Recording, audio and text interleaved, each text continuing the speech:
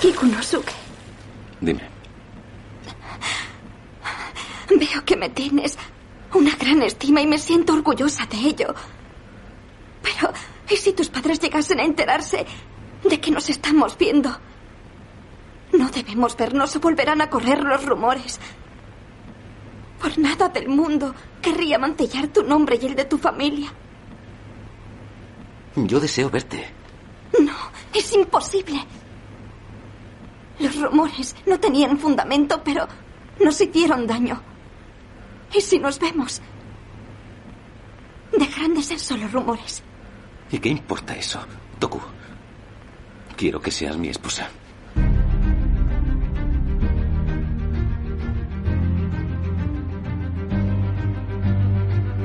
La última flecha, un podcast del antepenúltimo mohicano. Hola a todos, bienvenidos a La Última Flecha, el podcast del antepenúltimo mohicano, este podcast donde repasamos y nos zambullimos en algunos de los mejores clásicos del cine, y hoy vamos a viajar hasta Japón de la mano de Miguel Muñoz Garnica. Miguel, muy buenas, ¿qué tal? Hola, ¿qué tal? Y tampoco podía faltar José Luis Forte. Muy buenas, Forte, ¿qué tal? Hola a todas y a todos. Bueno, le ha tocado elegir peli esta semana a Miguel y, por supuesto, pues ha barrido para casa y nos ha llevado un poquito lejos a su especialidad, que es el cine asiático. Así que, Miguel, te voy a dejar que presentes tú la película. Pues mira, qué rápido y conciso empezamos hoy.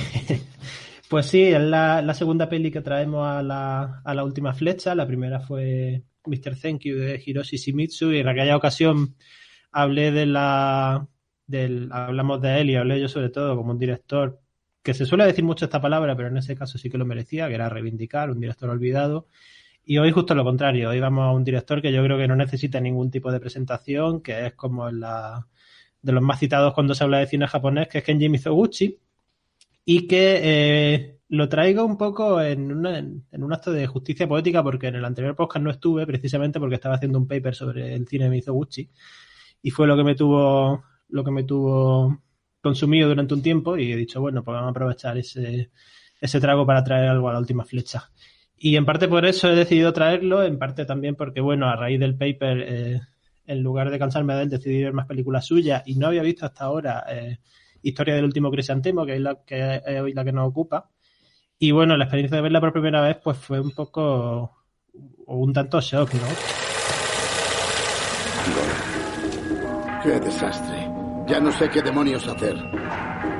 Dime, ¿por qué no mejora Kikunosuke? No sabe hacer ni de Sanza. Nunca será un buen actor. Vamos, debería ser más paciente. Sí, es verdad. Kikunosuke todavía es joven. No querrás que esté a tu altura. Debo exigirle el máximo para que pueda sucederme como Kikugoro VI. ¿Eh? ¿Sí? Que venga. Se refiere a... Que venga Kikunosuke. Sí. Creo que él puede haberse convertido en mi favorita de Mizoguchi, aunque tiene para elegir, que es un director que yo creo que de los directores japoneses tiene un estilo quizá menos evidente, o bueno, menos evidente no, pero menos ostentoso, menos llamativo por sí mismo que lo que pueda ser un Ozu o un Kurosawa, y sin embargo es uno de los que más huella dejan, yo creo.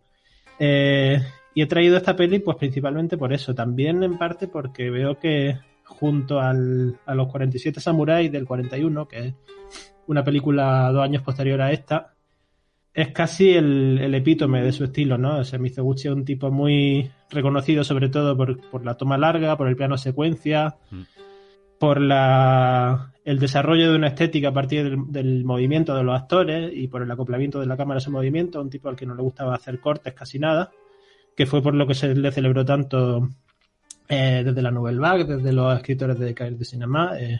Rivet tiene un texto famosísimo sobre el cine de Mizoguchi, diciendo que, rechazando un poco esa barrera cultural que se suele poner contra el cine japonés, y diciendo que para entender a Mizoguchi no hace falta hablar japonés sino el idioma de la puesta en escena, que es una frase con la que yo estoy muy de acuerdo. Eso te iba a decir, y que me encanta. Creo que de lo más potente que tiene, mira que no soy muy versado en el cine de Mizoguchi, pero pero creo que es una de las cosas más potentes que tiene, y es la puesta en escena y lo fino y limpio que queda todo en ese plano cada vez que plantea una secuencia, ¿no? Y cómo te meten esa idea de conjunto, los movimientos de la cámara, cómo buscan valores de plano en todo momento. Creo que es algo apasionante y no sé, yo es que a cada plano me estaba maravillando más por la fineza con la técnica y a ese lirismo visual que acaba llegando con la puesta en escena. Sí, también porque ahora está muy de moda el plano secuencia, ¿no? Yo creo que es como el gran academicismo de nuestra época. O sea, por ejemplo, toda serie de prestigio y muchas películas que quieran dárselas de tal, te cuelan un plano secuencia hiperlucido en un momento de la película y Mizoguchi tiene planos secuencia que quizás no sean tan ostentosos como algunos de los que vemos, pero que son mucho más orgánicos con lo que él quiere hacer, ¿no? Y con la forma de que él fue encontrando de hacer cine. También porque hay una evolución. Yo justamente el paper con el que estuve trabajando era de una película un poco anterior que se llama la Oyuki la Virgen, menos conocida, que ahí todavía ves que Mizoguchi trabajaba con códigos más cercanos al cine clásico americano, ¿no? Con cortes, con montaje analítico, con planos contra planos, con mayor fragmentación del montaje en general, ¿no? Y ves que él tuvo una época en la que fue encontrando lo que quería hacer en el cine y que yo creo que en esta película donde ya se vio en su máximo esplendor, y sobre todo en los 47 Samuráis, que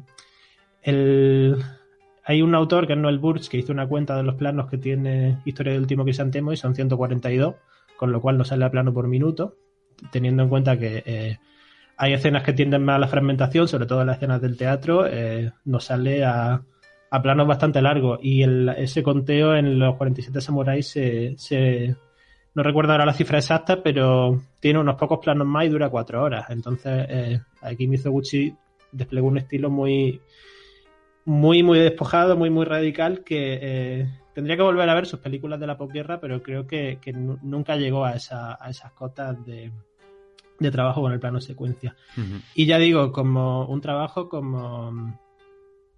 porque era lo que él creía que le pedía el cine. No hay ningún afán de lucimiento, por eso digo que su estilo puede no ser tan evidente, aunque sus características sí son reconocibles, pero no te imaginas otra forma de concebirlo.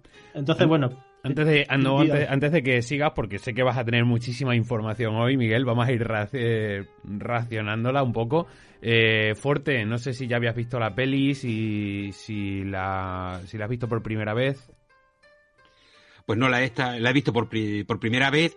Ya habéis visto varias de Mizoguchi, pero esta no estaba entre ellas.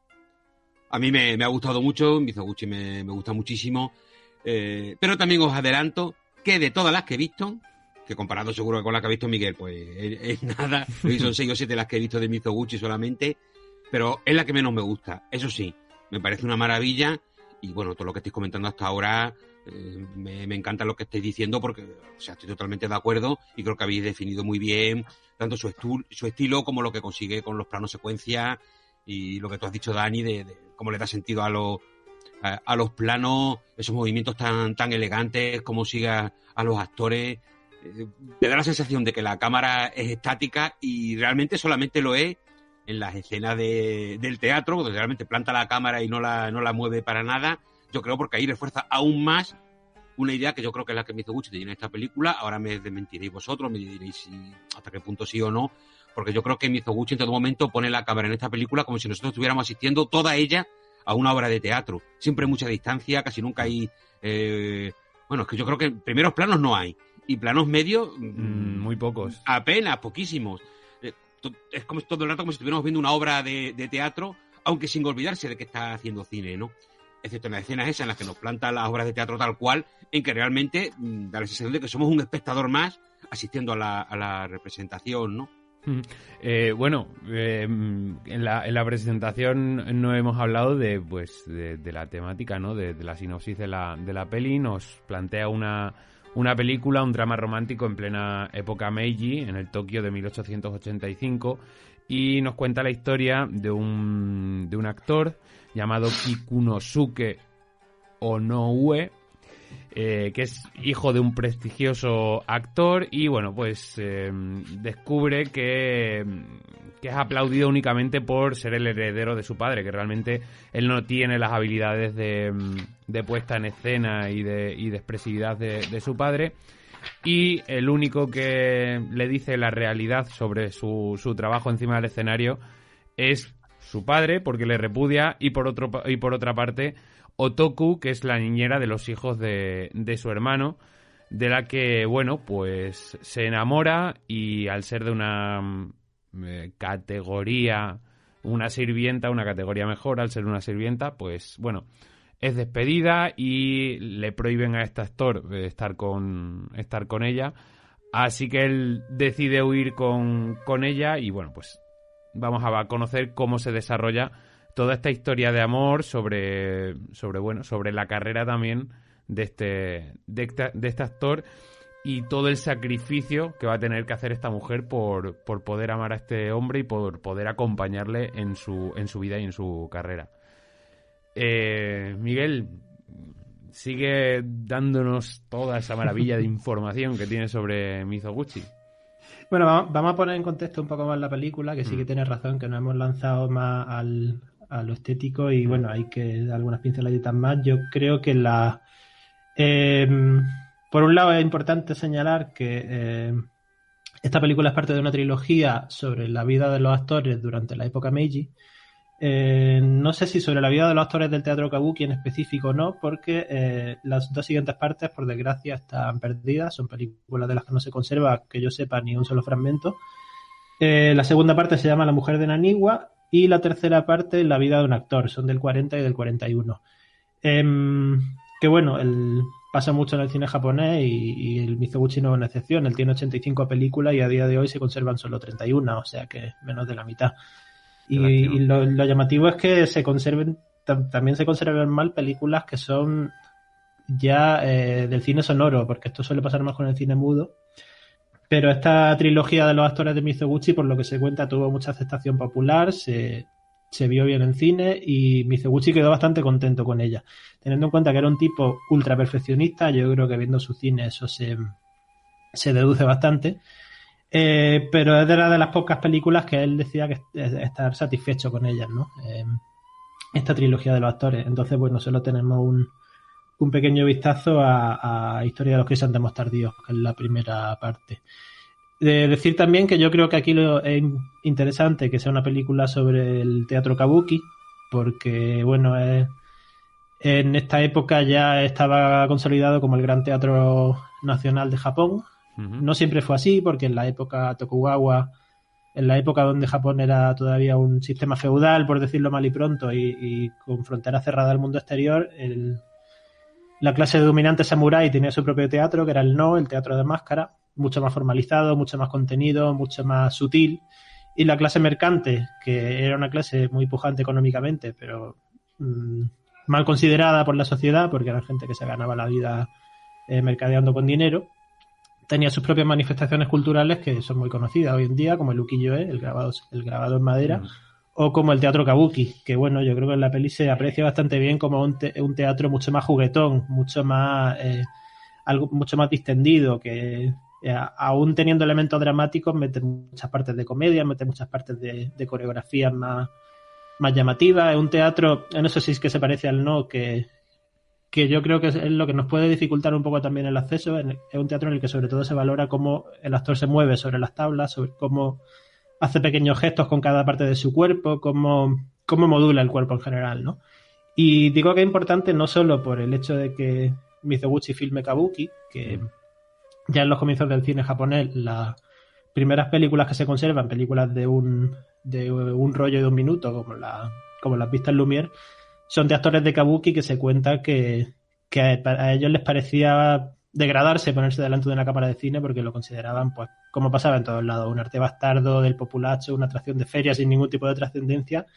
Y parece ser que los convencieron diciéndoles que gracias a ese invento, aunque fuera innoble y aunque fuera bastardo, las futuras generaciones podrían ver su arte inmortalizado. Y de ahí que las primeras películas japonesas, o entre las primeras películas japonesas, haya muchas grabaciones de actores de kabuki actuando delante de la cámara. Es sorprendente. Decir también aquí... Eso no es sorprendente. Creo que otra de las de lo que hace esta película tan maravillosa es que te plasme el teatro kabuki y que al final realmente las nuevas generaciones que somos nosotros podamos llegar a ver cuál era la realidad del teatro kabuki, a pesar de que que te está plasmando una época mucho más anterior, ¿no? Pero es una auténtica pasada ver ese teatro tradicional y sobre todo qué se movía alrededor, porque aquí vemos un poco también todo lo que hay detrás de un actor de kabuki y la fama que podían llegar a generar. Sí, aquí un Star System curioso. Yo creo que la película tiene el efecto... Yo no tengo ni idea de kabuki tampoco, sé 4 pinceladas básicas, pero dan ganas de ver una obra de kabuki, aunque no te enteres de nada. O sea que si alguna vez voy a Tokio o a Japón, me lo pongo como propósito.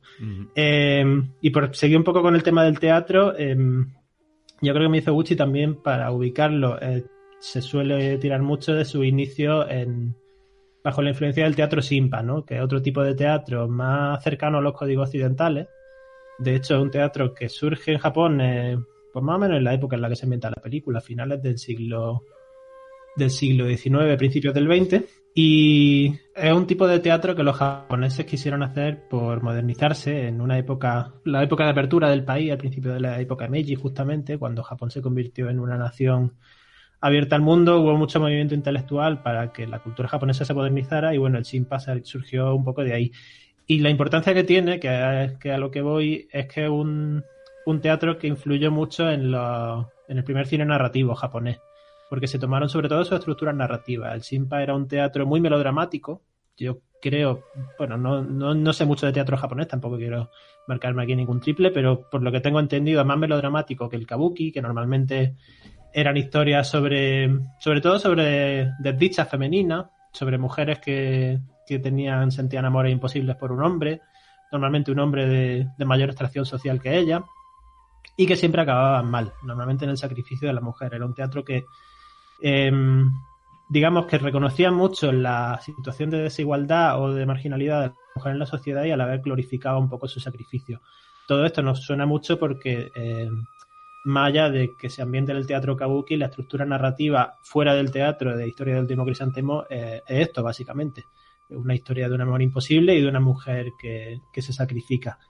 Y Mizoguchi, ya digo que empezó, en su inicio hizo mucho melodrama Shinpa, incluso sus películas un poco anteriores a esta, sobre todo en las películas que se considera que ya consolidan su estilo, que son Elegida de Naniwa y Las hermanas de Guión, que son 3 años anteriores, tienen una narrativa Shinpa muy marcada. También esas historias de geisha y de prostitutas que hicieron famoso a Mizoguchi beben mucho de ahí. Entonces yo creo que esta peli es interesante por cómo dos tendencias de teatro, un teatro más tradicional como el kabuki y un teatro que en la época ya se percibía como un teatro un poco atrasado, ya había intentos por renovarlo, y de hecho en el cine japonés había mucha división entre directores influidos por el Shinpa como Mizoguchi, que empezaron en Anikatsu, y directores que quisieron ir más allá de la tradición un poco asfixiante del Shinpa y hacer historias más realistas, más liberadas de esa carga melodramática, que entre los que estaba nuestro querido Hiroshi Shimizu. Oye, aquí me surge una pregunta. Dentro del tipo de película que es,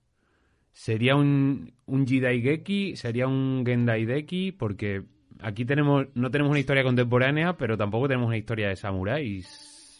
Pues según la terminología japonesa, el Gendaigeki empieza justo a partir de la época Meiji, así que sería un Gendaigeki. Sería Gendai, ¿no?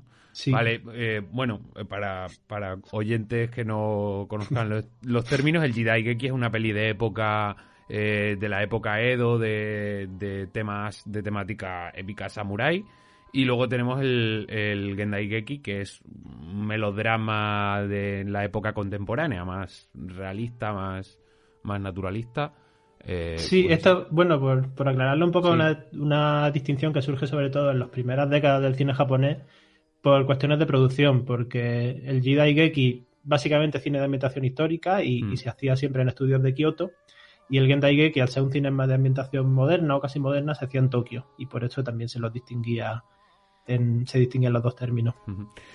Has hablado de la figura de la mujer en el cine de Mizoguchi. Yo creo que es el elemento importante, y si queréis ya empezamos un poquito a hablar de la peli, porque, bueno, nos propone el personaje de Otoku, que está perdidamente enamorada de este actor, de Kikunosuke. Estoy intentando repetir los nombres para que a lo largo del programa me vayan saliendo del tirón. Y bueno, yo creo que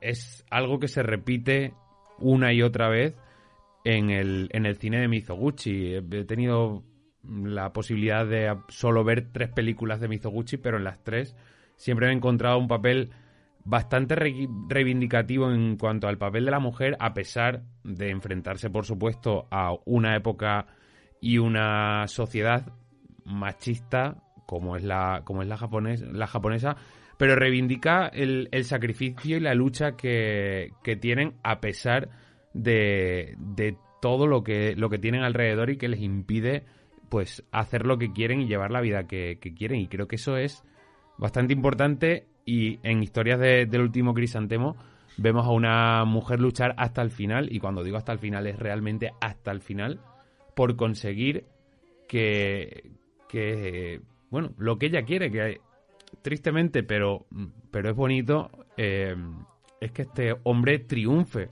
como actor, ¿no? Y creo que es un mensaje potente, pero claro, tenemos un drama detrás que acaba cual tragedia griega, que es completamente terrible, pero creo que dice mucho del papel de Otoku. No. De veras, digan lo que digan los demás. Yo he visto una clara progresión. Has mejorado muchísimo. Al verte en el escenario, he notado en ti un aura especial. Lo estás logrando. En serio, no debes desanimarte. En Tokio, los falsos halagos no te dejaban progresar. Pero ahora, gracias a tu esfuerzo, eres mucho mejor actor. ¿En serio? Ojalá fuera cierto. Lo es, de veras. O sea que intenta animarte un poco. Sí.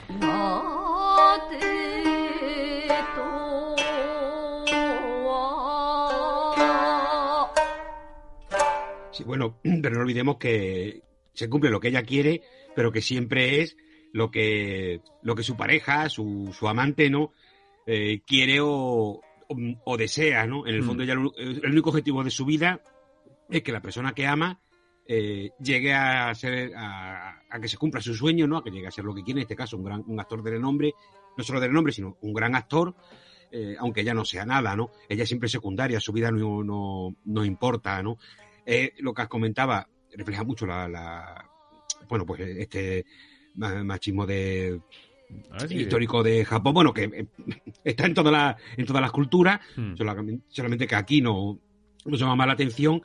Quizá lo que aquí también me gustaría ver que opinéis vosotros, también tú, Miguel, que de cine japonés, desde luego, eres el que más conoce con diferencia aquí de los 3, porque está evidentemente esta parte que refleja este machismo indudable, pero también está la otra parte que quizá por lo que las películas de Mizoguchi nos llegan tanto, es que sin obviar esto, o sea, dándolo por sabido, sí. Estos personajes tienen mucha fuerza. También de esta forma nos decía Miguel que en este tipo de obras de teatro más modernas, ellas eran las protagonistas, ¿no? O sea, que también esta historia de grandes dramas, grandes sacrificios, grandes sufrimientos, en el fondo las convertía en las grandes heroínas, ¿no? Lo vemos en esta misma película, como ella al final es perdonada y todo se olvida porque ha demostrado ser capaz de un enorme sacrificio por su pareja, por un hombre, ¿no? Bueno, o sea, cuanto menos, es como un poco como cuanto menos seas tú y más sea el otro, pues más vale, ¿no? Que un poco irónico o cruel, quizás, ¿no? Es bastante cruel y bueno, ya hablaré luego en mi escena porque creo que va a ser ese momento. Luego lo comentaremos, pero me ha parecido algo triste, algo que hace que girar la película y de repente convertirlo en algo tremendamente dramático. Miguel. Sí, hombre, a mí lo que me llama la atención de ese final, ya digo, ya lo comentaremos, pero es que a la mujer no se la admite en sociedad hasta que consuma un sacrificio que que su cuerpo, digamos, que no puede contener, ¿no? O sea, no reconocen su sacrificio hasta que el sacrificio requiere su vida, por así decirlo. El feminismo de Mizoguchi es un tema del que se ha hablado mucho y sobre el que se ha escrito mucho porque, bueno, un feminismo, lo que decía, es muy ambiguo. O sea, por un lado, cualquiera que vea sus películas sale con una sensación de rabia y de impotencia ante la situación de la mujer en Japón, pero por otro lado, sus protagonistas no rompen, digamos, con ese sistema social, sino que se sacrifican dentro de sus constricciones. O sea, por un lado, claro, la idea es terrible y bonita a la vez porque a qué puede aspirar Otoku en la vida más allá que a ser la artífice de la fama de otros. Pues a su propia fama no, desde luego, a ser una criada pisoteada continuamente por sus sucesivos amos. Entonces, lo mejor a lo que puede aspirar es a amar y a consagrarse a la gloria de otro, y eso lo consigue. Y esa gloria de otro es una gloria o es un momento de sublimación mucho más poderosa porque es completamente privada, es completamente para ella sola. O sea, ese montaje paralelo al final o montaje alterno, mejor dicho, entre el desfile en Osaka y ella en su cama, da igual lo que ocurra en la película. Nosotros sabemos que ese desfile va en su honor, y eso es lo bonito. Entonces, decía eso, que el feminismo de Mizoguchi es muy ambiguo y hay un crítico japonés muy, muy clásico de referencia que se llama Tadao Sato, y él lo explicaba diciendo que, como suele pasar con muchos términos, en Japón feminismo para Mizoguchi y para mucha gente de su época significaba otra cosa. Que era no tanto la reivindicación de los derechos de la mujer, sino más bien la deificación de la mujer, ¿no? O sea, la contemplación de la mujer yo creo que como una diosa directamente. O sea, esta idea se la cojo a Antonio Santos de su libro En cátedra sobre Mizoguchi, que lo menciono también como lectura de referencia porque es muy buen libro y además él fue director de mi tesis y se portó súper bien, o sea que también siempre está bien hacer estos reconocimientos. Esta tesis, digo, se la roba Antonio Santos de su libro porque él habla justamente de cómo muchos finales de Mizoguchi lo que hacen es completar un arco de transformación de la mujer en el que finalmente la vemos como una diosa en su templo, ¿no? Como algo que merece ser glorificado y que merece ser alabado por su grandeza. Y yo creo que hay muchos ejemplos en películas de Mizoguchi y la historia del último crisantemo es un ejemplo clarísimo. Digamos que está la algarabía, la fiesta popular, la gente fuera en las calles de Osaka festejando, y un espacio sagrado, un espacio aislado del mundanal ruido exterior, un espacio con una lugubridad muy solemne en cuyo centro está Otoku, Otoku moribunda, Otoku convertido en diosa, Otoku convertida en algo completamente edificado por su sufrimiento. Es casi como si incluso en el momento de morir termine por convertirse en una auténtica diosa. Que esto lo pensaba antes y lo relacionaba también con una idea que está en las películas o en las historias japonesas de fantasmas, ¿no? Como pienso, por ejemplo, en la historia de Fantasmas de Yotsuya, que, bueno, tiene ciento y la madre versiones, pero la más conocida es de los 50. Es la historia básicamente de un samurái tiránico, despótico, un desgraciado de la peor calaña que a su mujer la trata como un trapo hasta que termina matándola, y su mujer se somete completamente sumisa a todo tipo de vejaciones, pero en el momento en el que muere reaparece como fantasma y se convierte en el ser más cruel y vengador que uno puede imaginarse. Y es un poco eso, digamos que en el momento en el que la mujer se convierte en algo que va más allá de lo humano, sea diosa, sea fantasma, es cuando se desvela su auténtica grandeza, o en el caso de las historias de fantasmas, el auténtico terror que hay en ella.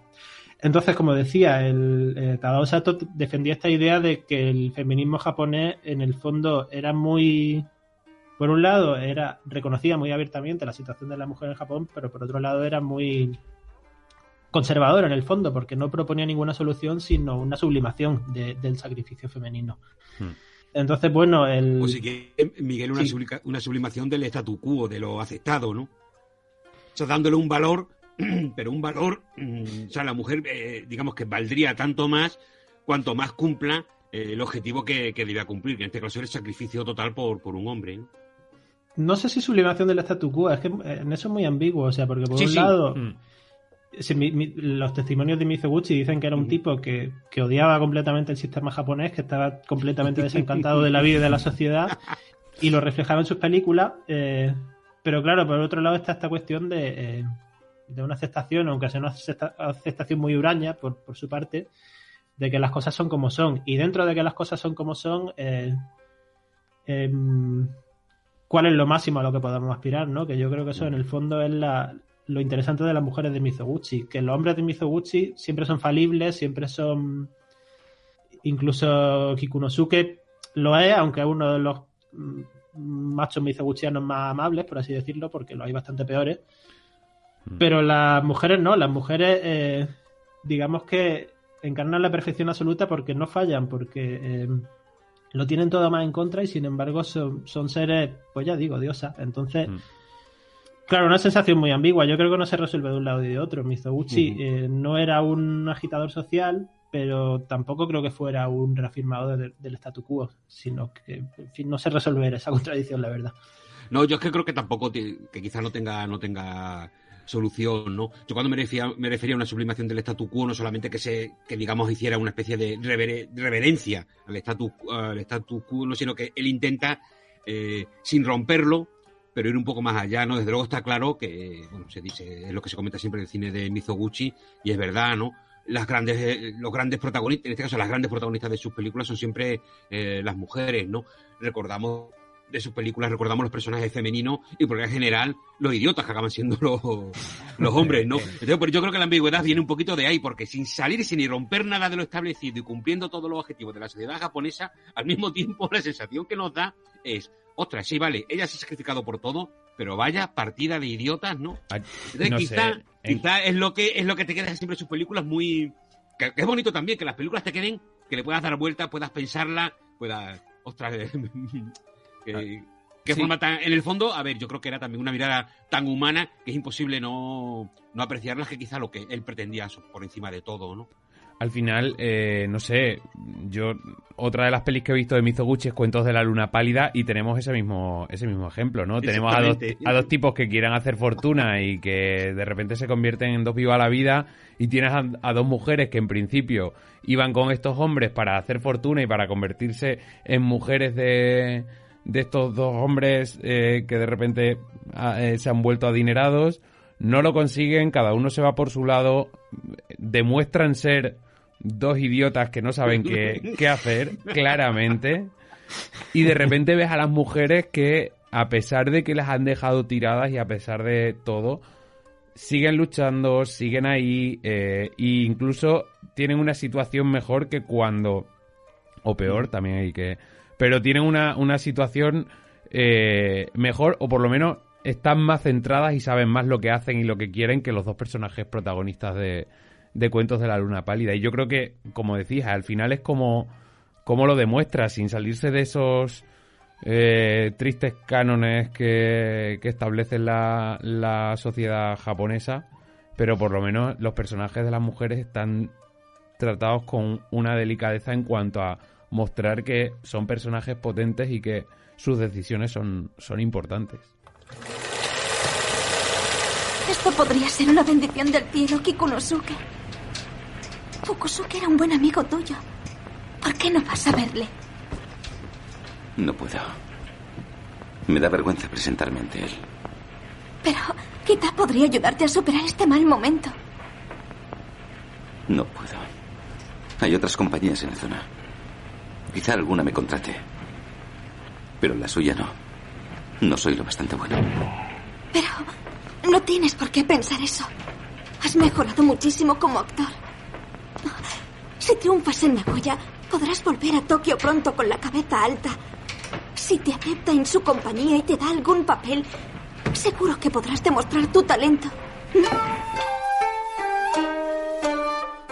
Que por cierto, el final de Cuentos de la Luna Pálida también es ejemplo de la mujer convertida en diosa en su templo. Y tanto es así que, sin entrar en muchos spoilers, cuando el protagonista vuelve a su casa y se encuentra a su mujer, se encontrará con que efectivamente ya es más bien una criatura que ha trascendido lo humano. Vamos a dejarlo ahí. Sí. Y en cuanto a la otra cuestión, bueno, ¿qué pensáis los dos? Te pregunto, perdóname, Dani, que sí, dale. Un poquito más a Miguel, que es más experto que nosotros, pero bueno, me interesa la opinión de los dos, pero en especial la tuya, Miguel, que conoce más el cine de Mizoguchi, el cine japonés en general. lo que comentaba al principio de si esto es así o solo una apreciación un tanto equivocada mía. La forma de colocar la cámara, evidentemente en las escenas de teatro sí, pero el resto de la película, ese distanciamiento, ¿sí es pretendido por esta forma teatral o no? O sea, si en Mizoguchi es usual esa distancia de la cámara, ¿te refieres, sobre todo? Sí, sí. Sí. Pero si aquí se potencia más en esta película, me refiero, porque sí que lo vemos por otras, ¿no? Pero, por ejemplo, en Cuentos de la Luna Pálida, lo comentaba antes Dani, no veo ese distanciamiento tan grande como sí que veo aquí. Pero bueno, no sé si es una apreciación errónea, por eso quería que opinaras tú, bueno, y pues Dani también, por supuesto, que parece que te dejo fuera. No sé, pero a mí me inquieta mucho el planteamiento de algunos planos que parece que estás como espiando. Sí, totalmente. Es que, no sé, también te da para no sé, para conseguir ver mejor todo el drama que genera, ¿no? Yo qué sé, para que haya una comprensión emocional a la hora de alejarse de los personajes y poder ver todo, y también por el planteamiento que hace, que no sé, que es que hay veces como que lo intenta plantear todo como no sé cómo decirlo,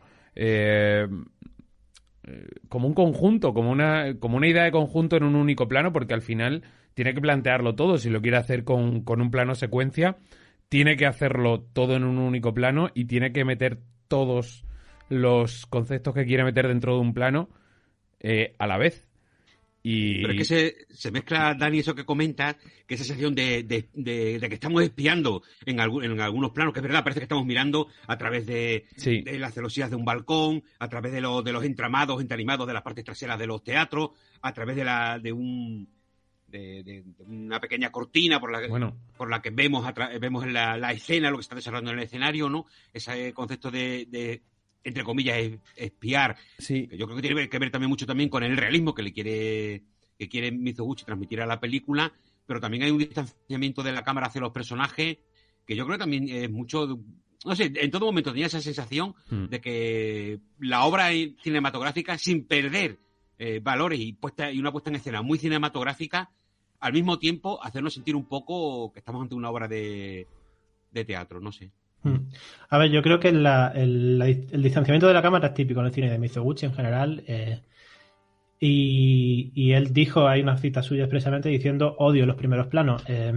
No hay primeros planos en esta película, no hay ninguno, creo. No hay ninguno.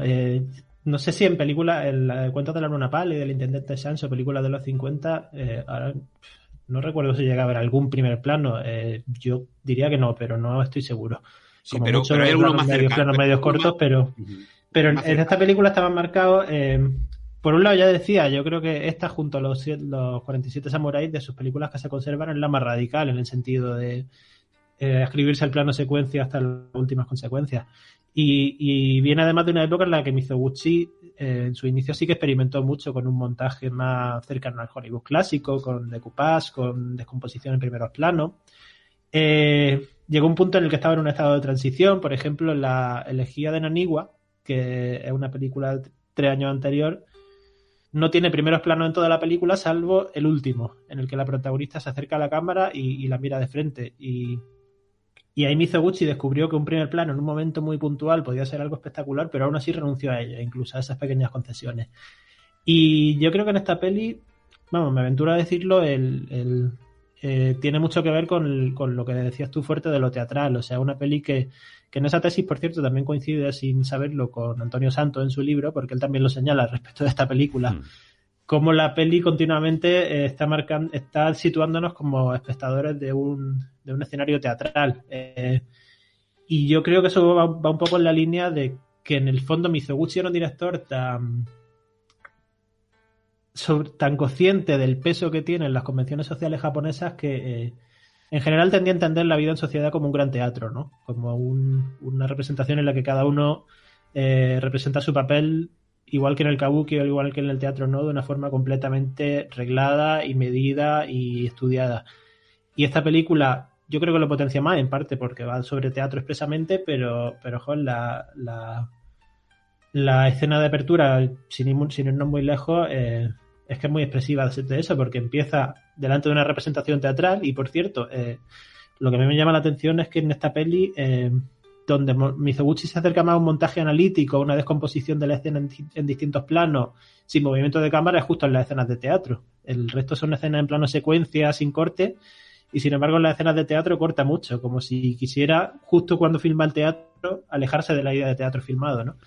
Pero bueno, lo que iba, que esa primera escena empieza con una representación de Kabuki y enseguida nos muestra lo que va ocurriendo entre bambalinas, y luego esa escena siguiente en la que el protagonista escucha a unos tipos criticándolo en un balcón y todo lo vemos como por esa mediación de los escenarios, por esos elementos que se interponen entre cámara y espectador y por esa idea de que en el fondo el mundo es un gran escenario, ¿no? Y lleno de falsedades, que yo creo que sí que es un recurso que está en el cine de Mizoguchi en general, la mediación de elementos entre el primer término visual y lo que ocurre más al fondo, pero en esta película primero está más marcado y segundo creo que es más evidente por el tema del teatro. Si no me equivoco, la escena del balcón ninguno la ha elegido como favorita. No. Entonces sí me gustaría comentarla un poco porque me parece una maravilla. A mi gusto, de las más impactantes. Yo no la he elegido, primero porque me sé que la vais a elegir vosotros, y segundo porque también la podemos hablar un poco en general. No sé, de las que más me ha gustado, porque en una película que yo hasta ese momento estaba viendo toda esta parte teatral, de repente aquí, sin perder eso, porque estamos espiamos una conversación desde detrás, desde entre los barrotes de un balcón, ¿no? Pero es que estamos espiando esa escena en que los personajes, todos los actores después de la representación, hablan de lo mal actor y de lo malo que es el protagonista, ¿no? Y justo la cámara se va desplazando y de repente llegamos a otro balcón en que en la sombra, en la oscuridad, vemos a Kikunosuke, que tiene la cabeza evidentemente inclinada, está oyendo la conversación y toma conciencia de lo que están diciendo de él, ¿no? Que es un momento muy terrible, y lo cuenta de una forma muy cinematográfica y utilizando el sonido de una forma muy, muy potente, ¿no? Que además también me entre comillas, me impactó, porque en ese momento el cine sonoro en Japón llevaba 3 años funcionando, porque en toda Asia el sonoro no se implanta hasta el año 36, cuando empiezan a llegar el cine sonoro empiezan a hacerse películas sonoras en Japón, y aquí hay un ejemplo muy impactante de la utilización no solo de la imagen, sino acoplada al sonido, porque esta imagen es el sonido la que le da mucha más fuerza aún, ¿no? No sé, pero otra cosa que hay que hablar es del traveling.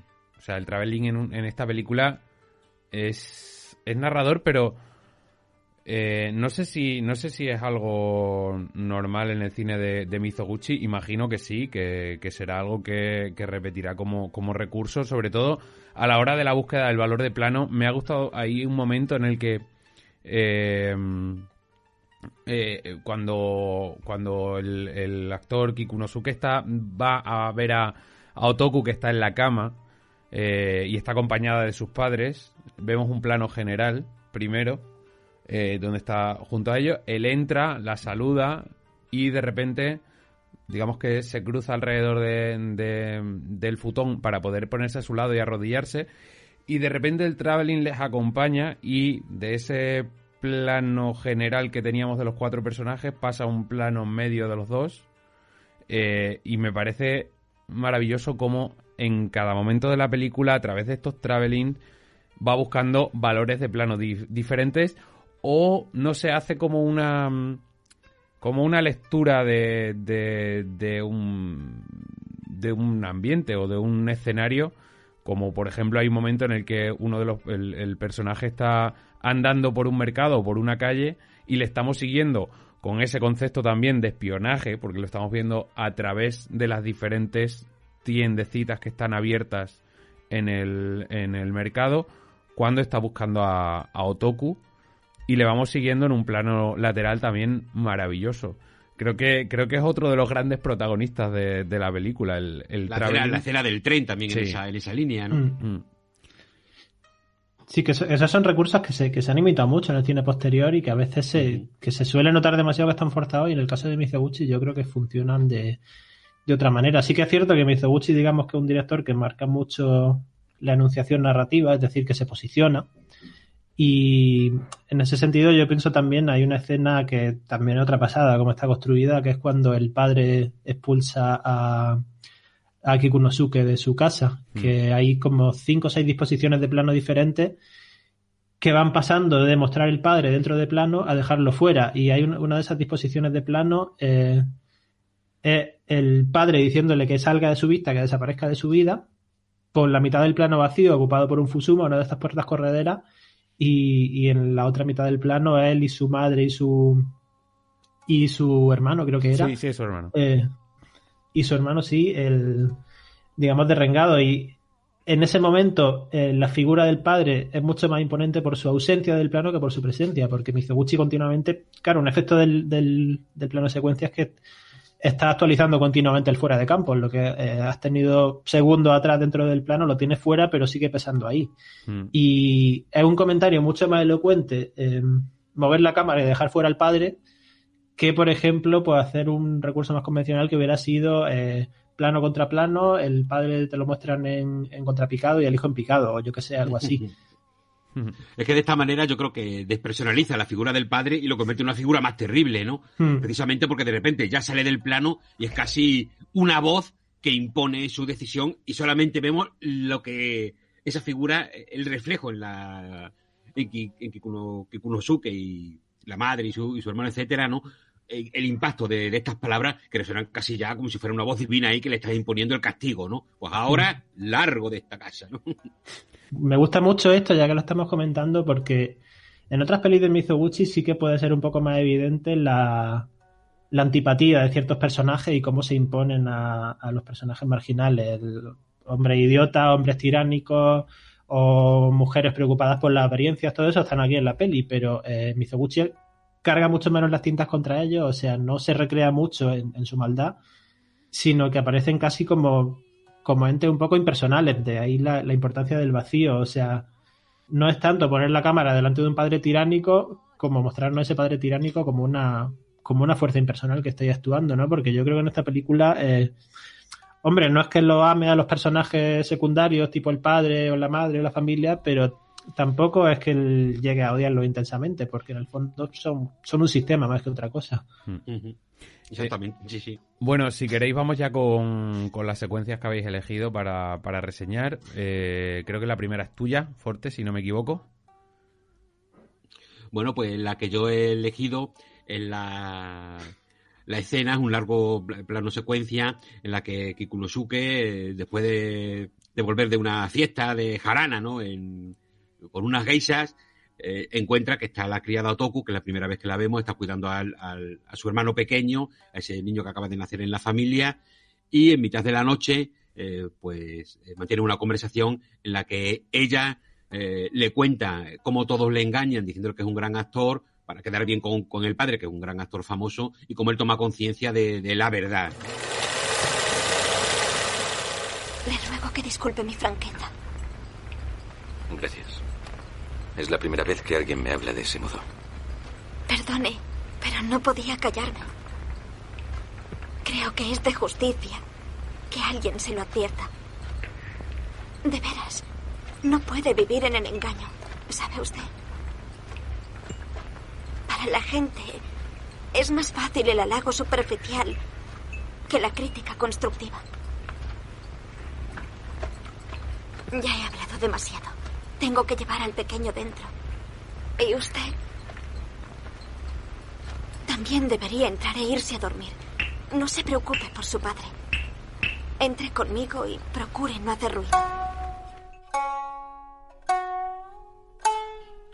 Y esta verdad no es otra que, bueno, pues eso, que él no es un gran actor, todavía no está formado, le falta experiencia, también se dedica un poco a la gran vidorra, y como le adulan el oído, le dicen que es grande, pues tampoco se preocupa, ¿no? Ella le dice, tienes que estudiar, tienes que convertirte en un gran actor, porque puedes ser un gran actor, ¿no? Aquí comienza ese camino de entrega, ese camino de sacrificio, el objetivo que tiene en su vida Otoku, que es el objetivo que tiene en la película, evidentemente, que es que Kikunosuke se convierta en un gran actor y se redima a ojos de todos, ¿no? Que deje de ser ese personaje del que todos se burlan, como en la escena comentada en la terraza, ¿no? En la que todos están hablando mal de Otoku, que mal actor es, que está todo nada más que eso, que no se esfuerza y que tiene que convertirse en otra cosa si quiere salir de de ahí, ¿no? Precisamente la forma que tiene es la que lo pondrá en desgracia con toda la familia y toda la sociedad, porque él se va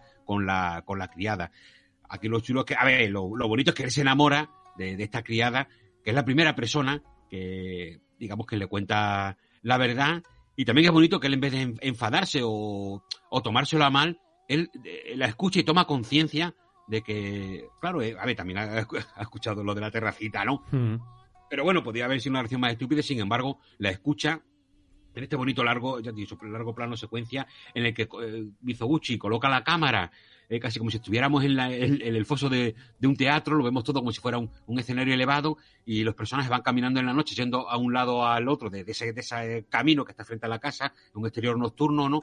Y la cámara va siguiéndolos como comentaba Dani, en esos traveling de acompañamiento, siguiendo los personajes, que tanto la distancia como la colocación de la cámara incide aún más en que estamos espiando ese momento tan íntimo, ¿no? En el que entre criada y una criada y un amo, ¿no?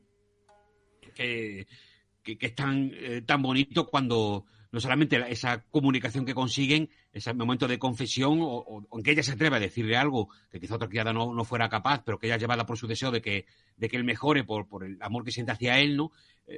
Pues se atreve a decirle algo que podría haber tenido una reacción muy negativa por parte de Kikunosuke, ¿no? Que podría haber sido un niñato malcriado que podría haber contestarlo mal y sin embargo él reacciona, ¿no? Yo creo que este primer acercamiento romántico tan bonito tiene su continuación, creo, ya la cámara más cerca, otro momento súper íntimo en la que ha elegido Miguel, si no me equivoco, ¿no? Sí, pero bueno, antes de pasar a la mía, voy a aprovechar un poco lo que decías de la tuya para meter algo de baza también. Porque... Ay, Miguel, con lo bien que había hilado. Pues lo siento, he roto el hilo. Hoy Forte no me está dejando ni ser presentador, o sea, no necesito hacer nada, ya lo está haciendo todo. Así que te está haciendo las preguntas, yo me voy si queréis. Chao, hasta luego. Nada, Dale, pero yo Miguel. se lo estoy dinamitando. Él viene aquí preocupado por la estructura del programa y la cohesión y yo llego y se lo destrozo. Pero bueno, Fuerte quería hacer de esto una estructura narrativa clásica y yo estoy haciendo un rizoma. Tú como eres de la Nouvelle Vague, pues ala, venga. ¿Qué iba a decir yo? Sí, joder, es que me interesa mucho esa escena, pues, entre otras muchas cosas, por el tema de la teatralidad, ¿no? Porque es tal cual, es como si la vieras desde la primera fila de butacas de un teatro, con esa forma en la que los personajes aparecen ya oblicuos respecto al cielo, como deja espacio al cielo. Y también es muy bonito en ese plano secuencia como hay teatralidad, pero se convierte en otra cosa a la vez, ¿no? Porque el fondo que va disponiendo Mizoguchi, que es un fondo muy sustraído, porque prácticamente lo único que se ve es el cielo oscuro de la noche y unos pocos edificios y unos pocos figurantes que pasan, que lo van atravesando. Sin embargo, se distinguen completamente de un fondo teatral, ¿no? O sea, ahí Mizoguchi se acerca mucho a una idea de apertura a la realidad o de registro de la realidad, que es una escena de estudio, se nota claramente, no es que fuera a rodarla a la calle, yo creo. Pero, bueno, esa es mi impresión, igual sí. Pero me da la impresión de que se está rodando en estudio, ¿no? Yo creo que también, sí. Pero vamos, en cualquier caso, la manera en la que los extras o los tenderos o las voces de los tenderos o de los músicos ambulantes se van colando ahí, te crean todo un universo que trasciende con mucho a la película y que además no solo eso, sino que parece que en ese momento ese universo se libra un poco de las rígidas normas sociales japonesas, como son las que hemos visto en la escena justo anterior, en las que las mujeres están cuchicheando de la relación entre la criada y el actor, y crean una especie de atmósfera o de clima de paz y de serenidad que por un momento envuelve a los amantes, ¿no? Y eso, como hay una relación, digamos, por ponerlo más en corto, entre espectador sobre el patio de butaca, actores en primer término o segundo término en el caso del plano, y fondo como equivalente al fondo de teatro, que sin embargo es completamente cinematográfica a la vez, ¿no? Y vamos ahora sí a la hilazón con mi escena, si queréis, a no ser que quiera añadir algo más, Dani.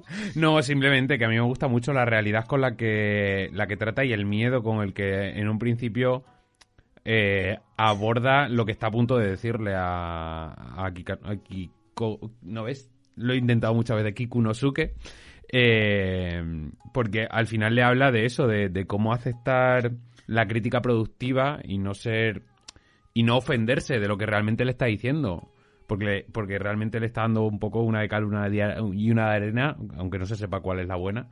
Pero es eso, ¿no? Le está diciendo, no estás a la altura de tu padre, obviamente, pero puedes ser un gran actor y llegar a serlo. Pero para eso no salgas, no te vayas de fiesta, sino estudia, trabaja y practica, que es lo que tienes que hacer para llegar a serlo y para demostrar lo que realmente eres.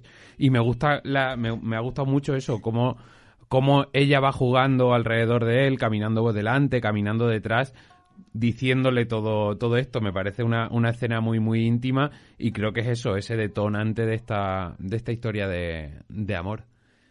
Dale, Miguel. Vale, pues yo he escogido, en realidad la escena que viene inmediatamente después, que es una escena en la que después de este primer acercamiento han pasado un par de días y Kikunosuke y Otoku están en su casa y pasa algo tan en principio inocente como que se quedan solos en la casa porque el resto de la familia está viendo los fuegos artificiales y comen sandía juntos. Bien. ¿Quieres un poco? Sí, gracias. Bien. Le traeré el cuchillo. Espere. Menudo ejemplar. Seguro que está riquísima. Deja que la corte. No.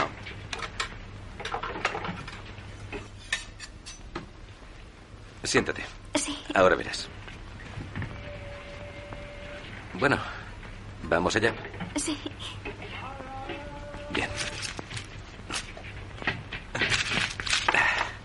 Perfecto, ¿eh? Deja ahí esta. Sí. Sujeta aquí, por favor. Así. Bien. Prepara la bandeja. Bueno, pues escojo esta escena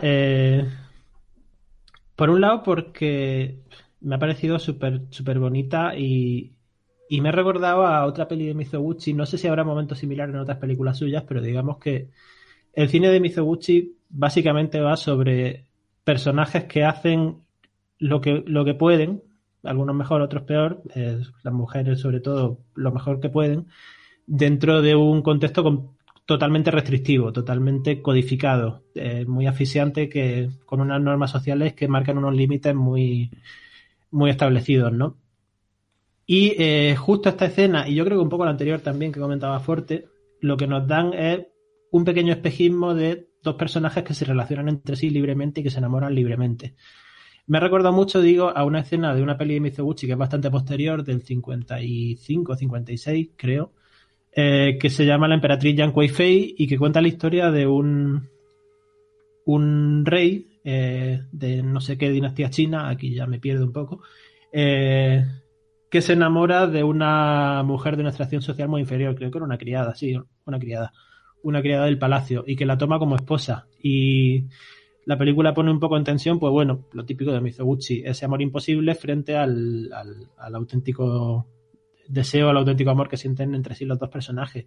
Y hay una sola escena que rompe un poco los rigores que atenazan a su relación, que es cuando ella saca al rey de palacio, lo viste de paisano y lo lleva a un festival que se celebra en el pueblo.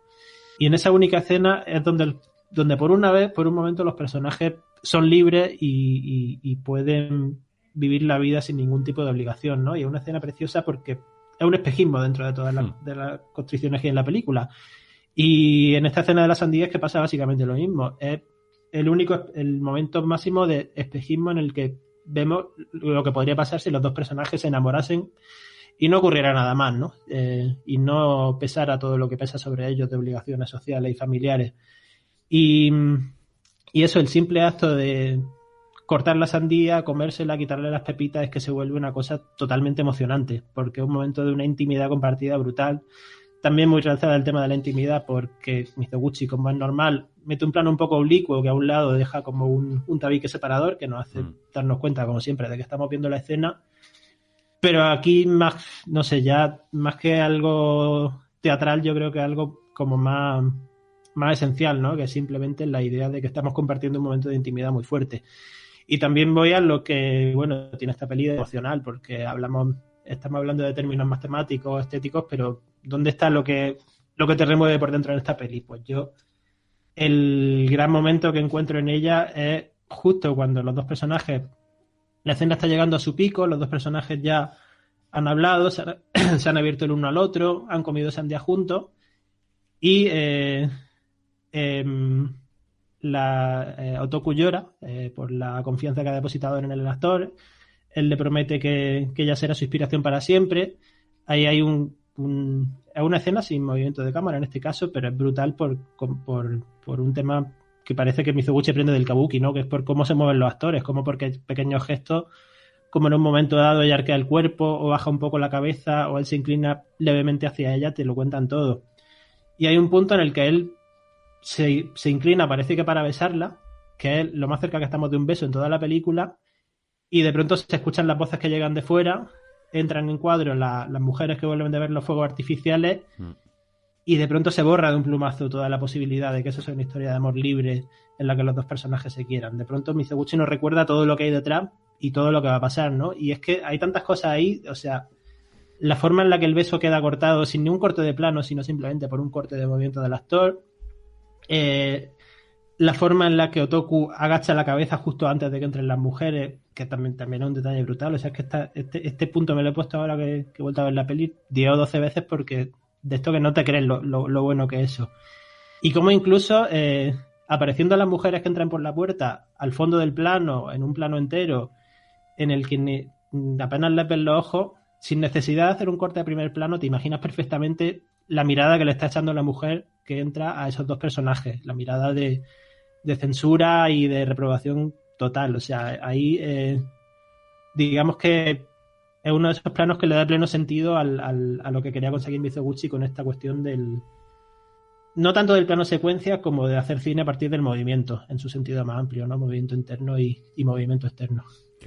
Y además, qué momento tan oportuno, ¿no? Que bien traído, como le sirve a Mizoguchi también para mostrar esa brutalidad, ¿no? Esa forma en que los demás verán esta relación en que a todas luces no comprenden. Nosotros hemos visto su intimidad, la sinceridad que hay en esa relación, lo natural que surge el amor y los sentimientos, y como los demás solamente verán que aprovechando que no hay nadie, la criada y el señorito se lían, ¿no? Y además te lo deja claro con el plano anterior, que es las mujeres que entran para romper la escena, hablando entre ellas de esa relación, de que de repente uno no ha ido a ver los fuegos artificiales y la otra tampoco, y por qué será, y de repente dicen es que van a tener una cita secreta. Entonces, la llegada de ellas ya sembrada desde la secuencia anterior con esa conversación, la cierra perfectamente, y Miguel, como dices, cierra la posibilidad por completo a que eso sea una relación libre y donde ellos puedan llevarla como quieran. Es maravilloso, porque además está un momento de intimidad y lo rompe de forma fulgurante. Lo que es una pasada de eso también es como, justo sí, te mete antes la escena de las mujeres cuchicheando y ya te va avisando de que ahí hay una fuerza social que va a intervenir, pero cómo consigue luego con el desarrollo de la escena, o bueno, del plano, porque es un único plano, que te olvidas completamente de eso, ¿no? Que incluso tú, que ya sabes lo que hay como espectador, se te olvide todo lo demás y por un momento te focalices en esa relación. Que por cierto, se me olvidaba también decir que una cosa que me encanta de esto es que tiene, como pasa ya en alguna otra escena de la peli, tiene su doble en otro momento de la película. Y en este caso una escena posterior en la que Kikunosuke, que ya ha vuelto a su casa después de su largo peregrinaje y de haberse convertido ahora sí en un auténtico buen actor, es aceptado por su padre, hay una reunión en su casa, ya todo el mundo vuelve a quererle, todo el mundo lo acepta, y él se asoma a la cocina, Mizoguchi no repite el plano, se encuentra un criado cortando, creo que no era una sandía, era otra cosa, pero bueno, la repetición, digamos, el eco que crea evidente. Y en esa mirada de Kikunosuke, mirando al criado cortar lo que sea, pero claramente queriendo encontrar otra cosa, ya está todo también lo que ha sembrado una escena tan bonita como esa. Maravilloso, maravilloso también el detalle. Pues si Forte ha elegido el inicio de esta historia de amor, yo me voy a ir al final. Y es el momento en el que Kikunosuke se entera de que Otoko está enferma y, bueno, pues de repente el padre intercede. que estás ocupado, pero si pudieras ir a verla, por favor. Me gustaría, pero ahora... Sí, lo comprendo. El desfile debe estar a punto de empezar, ¿verdad? Hijo, ve. Ve a ver a tu mujer. Y quiero que le digas esto. Que gracias a su enorme sacrificio, te has convertido en lo que eres. Dile que le estoy agradecido. Ha demostrado ser una gran mujer, provista de una bondad y una generosidad incomparables. Dile que la admiro y que la acepto como tu esposa. Ve y dale las gracias. Padre. Date prisa. Puedes reunirte con nosotros en Nakanoshima. Vete. Gracias.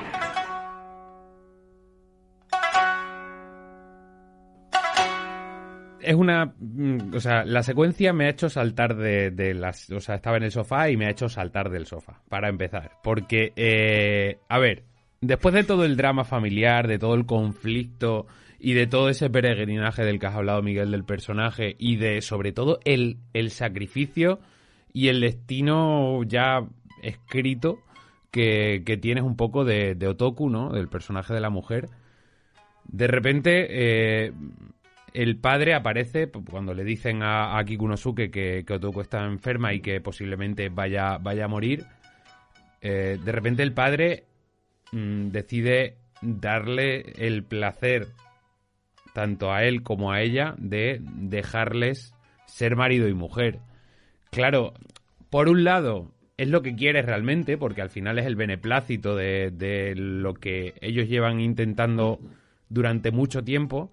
Pero por otra parte, a mí me rompe el corazón y creo que es lo que hace que definitivamente la película sea tremendamente dramática. Porque si al final hubiera terminado, y aquí vamos con el spoiler brutal, ¿vale? Ya estamos llegando al final del programa, así que, bueno, por si acaso, si no habéis tenido ya suficientes spoilers, si quizá la historia hubiera acabado con él triunfando y ella muriendo, pero sin este pequeño giro, todavía hubiera entendido, pero esto te destroza el corazón. Creo que hace que lo que ha sido una historia de amor bonita sea aún más bonita, pero aún más trágica por este último giro, ¿no? Que de repente el padre quiera darle ese honor o busque ese honor que había en Japón y de repente considerar todo lo que ha hecho esta mujer por su hijo para que llegue a donde ha llegado y les dé la oportunidad de casarse.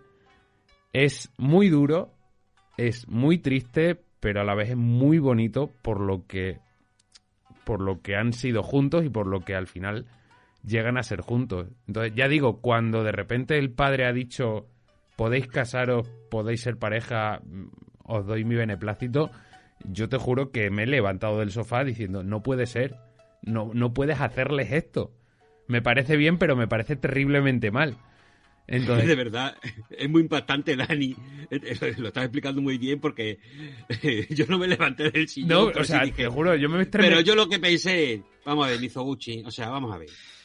¿Cómo te la apañas para que una película que de repente tiene un final feliz sea aún mucho peor que si fuera un final infeliz? Claro. O sea, es aún más dramático, más terrible. Claro. Y te entran más ganas de llorar, o sea, es Mizoguchi dando una vueltecita a un agujerito ahí. No sé, a mí me ha destrozado. O sea, ha sido terminarle y decir, tremendo drama, por favor, qué triste. Si ya iba a ser triste de por sí el final, porque tienes la pérdida de uno de los dos integrantes de esta pareja maravillosa, de este par de enamorados, de repente le das este giro para meter un puñal más dentro, más fuerte y girarlo un poco más para que duela más. Quizá porque potencia, Dani, potencia lo que comentaba antes Miguel. Sin dejar un personaje al que odiar, un malvado, digamos, la situación, que en este caso sería el padre, lo que te das cuenta es que lo que ahí no funciona, la crueldad, viene del sistema. Sí. Que lleva a que todos los personajes actúan así. En realidad, ni siquiera el padre es malo. El padre viendo esto dice, bueno, la perdono. Pero, ostras, es tarde para todo, ¿no? A toro pasado está feo. A toro pasado está feo. Es que además, es que el apunte que tengo aquí, en los apuntes que he hecho para el programa de hoy, es el honor a toro pasado, mal. Hombre, ahí lo que está es lo que comentaba, adelantando un poco la escena antes, de que joder, al final, digamos que los requisitos que se le ponen a esta mujer para darle un reconocimiento social son unos requisitos tan inhumanos que su cuerpo no puede contenerlos, ¿no? O sea, que ella ha tenido que demostrar que esa mujer sacrificada hasta su propia muerte. Que también un poco en la línea de que en el fondo las mujeres del cine de Mizoguchi completan un proceso de conversión en esa especie de diosa o de deidades. Y claro, para convertirte en diosa pues tienes que dejar el mundo de los humanos. Yo creo que también va por ahí la cosa. Y bueno, que también, o sea, Mizoguchi siempre es un director de melodrama y nunca rechaza un giro melodramático para darle un poco más, para darnos un poco más de puñalada en el corazón, como decía Dani. Eso hay que quererle así, ¿no? A mí me encanta que abrace eso. Se le quiere, pero claro, tú luego acabas después de ver la película pues diciendo, bueno, a ver, una cosita un poquito menos, no menos densa, pero por lo menos menos dramática no hubiera estado tampoco mal, pero en fin, al final un genio del cine es un genio del cine por estas cosas. No sé si... también muy típico, esto es muy típico del melodrama o de todo tipo de película japonesa, ¿no? Donde esta idea de sufrimiento y de llevar el dolor hasta el máximo es característico, ¿no? Pues creo que con esto llegamos al final. No sé, Miguel, tú como gran especialista, si quieres añadir alguna cosita más antes de despedirnos. No, yo creo que ha sido bastante completa la conversación. Ahora mismo no tengo la impresión de que se haya quedado nada en el tintero, aunque habría muchas más cosas que decir, como siempre, pero bueno, hemos cubierto bastante, yo creo. Pues nada, decir que la peli está en Filmin, ¿vale? Está tanto en versión original subtitulada como una versión en castellano que ha sido doblada hace relativamente poco, porque las voces de doblaje que habéis escuchado durante el programa son bastante reconocibles. Y bueno, y recomendarla por supuesto, porque al final es una gran joya de uno de los grandes directores del cine japonés, como es Kenji Mizoguchi. Forte, tú, para despedirte. Bueno, pues yo solamente comentar que, bueno, siempre es muy bonito poder hablar de cine japonés y estando aquí, pues Miguel, pues se disfruta mucho más. Perdona, Dani, que en algunos momentos te haya quitado el papel, pero es que no puedo resistirme a hacerle preguntas ahí a Miguel. Me siento como si estuviera escuchando un podcast y yo pudiera intervenir para hacer preguntas directamente. Es que exagerado. No, exagerado. Di que sí, que yo he venido con la misma idea de, bueno, me voy a una masterclass de Miguel de cine japonés y esto es maravilloso. Así y por comentar, para recomendar, bueno, ya ahora sí eso, que Miguel nos repita el libro de la colección Kate dedicado a Mizoguchi para que tengamos la referencia completa, pero bueno, yo de paso, por si todavía lo podéis encontrar en alguna tienda de publicaciones de segunda mano, rebuscando un poco, yo creo que se puede encontrar la revista Nosferatu, la revista de cine, que dedicó un número en enero de 1999 a Kenji Mizoguchi. Muy bien, ¿no? Firman pues Daniel Aguilar, Carlos Losilla, Carlos Aguilar, Kim Casas, Antonio José Navarro, Santos Zunzunegui, Esteban Bau, bueno, pues grandes firmas, grandes estudiosos, grandes conocedores del cine japonés, pues bueno, analizando aquí la figura de Kenji Mizoguchi. Revista Nosferatu, el número 29. Sí, bueno, la referencia de cátedra sencilla, el libro se llama Kenji Mizoguchi tal cual, y el autor es Antonio Santos, o sea que la proponemos también, más que recomendable. Pues nos quedamos con eso. Forte, Miguel, como siempre, un placer, muchas gracias y hasta la próxima. Chao. Adiós. Y a los que estéis ahí, pues recordad que tenéis el antepenultimomoicano.com para toda la información, críticas y noticias sobre festivales y sobre el mundo del séptimo arte y del cine de autor e independiente. Y nada, nos escuchamos en la próxima Última Flecha. Un abrazo. La Última Flecha. Visítanos en www.elantepenultimomoicano.com.